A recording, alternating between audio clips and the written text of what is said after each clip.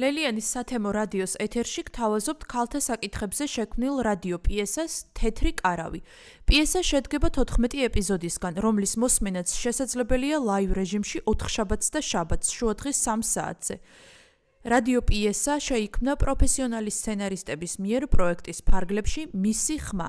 აღნიშნული პროექტი ემსახურება ქალთა გაძლიერებას და მათ ჩართულობას თემის ცხოვრებაში, ეკონომიკურ საქმიანობაში, პოლიტიკაში, კულტურულ ცხოვრებაში. პროექტის ფარგლებში საქართველოს რეგიონებში შექმნილია 12 სათემო რადიო. პროექტი „ჩემი ხმა“ დაფინანსებულია გერმანიის საგარეო საქმეთა სამინისტროს მიერ და მას ახორციელებს DVV International საქართველო.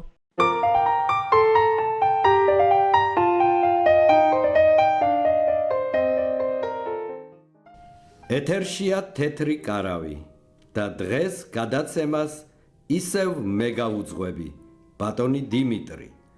დღესაც, როგორც ყოველთვის, ძალიან საინტერესო თემები გვექნება.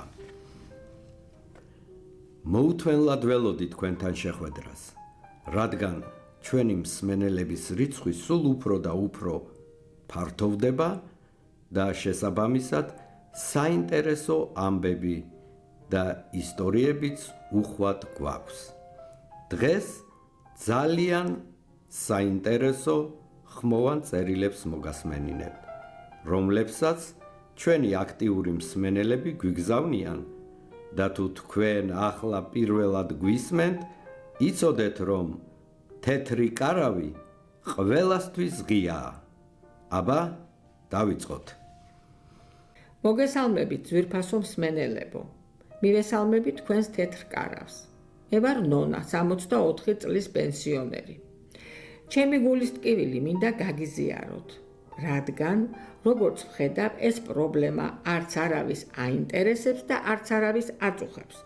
თითქოს ერთი შეხედვით უნდა გვიხაროდეს, როდესაც ჩვენს დედაქალაქში რამე ახალი შენდება, მაგრამ ასე არ არის, რაც დაემსგავსა ჩვენი ლამაზი თბილისი. მე სოლოლაკში ვცხოვრობ. ტვერელის ეკლესიაში დავდივარ მთელი ცხოვრება. ისე მიყვარდა ეს გზა, რომელიც სოლოლაკს ვერასთან აკავშირებს მთაწმინდის გავლით. ჯერ მამა დავითი გამოჩნდებოდა ხელმარცხნივ, მერე მარჯვნივ გაიხედავდი და თბილისის ულამაზესი ხედების ფონზე სამების ტაძარი ჩანდა და ასე სიხარულით მივდიოდი ტვერელამდე. ახლა რა ხდება? არც ტაძრები ჩანს, არც ქალაქის ხედები, 1-2 ჭუჭრუტანიდან თუ მოკრავ თვალს, ასე როგორ შეიძლება მოვექცეთ ჩვენს ქალაქს.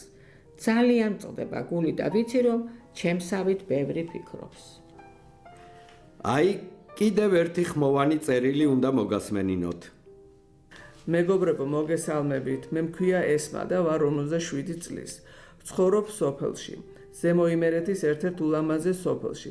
დასახელებისაგან მაინც თავს შევიკავებ, რადგან ეს პრობლემა არისთვისაც ეს ხმოვანი წერილი ჩავწერე, ვიცი რომ მოსახლეობის დიდ ნაწილს აწუხებს. რა ხდება ხალხო? ჩემი მაქვს ძის ნაწარმიც, ხილიც, ბოსტნეულიც, საკვებზე ფულს თითქმის არ ვხარჯავთ, მაგრამ რა ხდება ხალხო? სადამდე შეიძლება ფასები იზრდებოდეს და იზრდებოდეს. ბავშვებისათვის რამდენი ხანია ტკბილეული ვერ მიყიდია და ახალი ტანსაცმელი. ჩვენი სოფლის ქალები კაპიკებში ვყიდით ყველს და ქალაქში აჯერ ძვირად ყიდია. ასე როგორ შეიძლება, ნუ თუ ვერ გამოინახა ის კავშირი ჩვენს, რომ ჩვენი ნაშრომი დაგვიფასდება და არც ყიდველს გააძრობენ ტყავს. არ ვიცი ასე როდემდე უნდა გაგრძელდეს. ეს იყო ჩემი საწუხარი ბოდიში თუ დაგამძიმეთ. კიდევ ერთი ხმოვანი წერილი უნდა მოგასმენინოთ. მე მქვია დიანა, ვარ 45 წლის, ვცხოვრობ გლდანის მე-7 მიკრორაიონში და ყოველდღე მიწევ სამსახურში ბაგებში სიარული.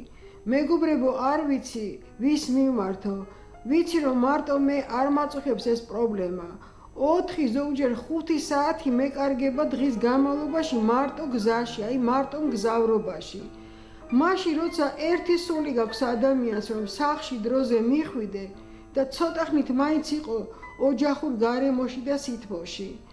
ისეთი დაღლილ დაქანცულები ვბრუნდებით, ლაპარაკის თავიც კი აღარა გვაქვს.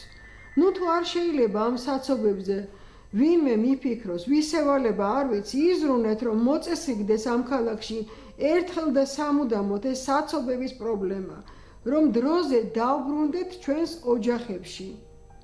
მართლა ძალიან ბევრი პრობლემაა მოსაგვარებელი. ჩვენი საეთერო დრო ამოიწურა მეგობრებო.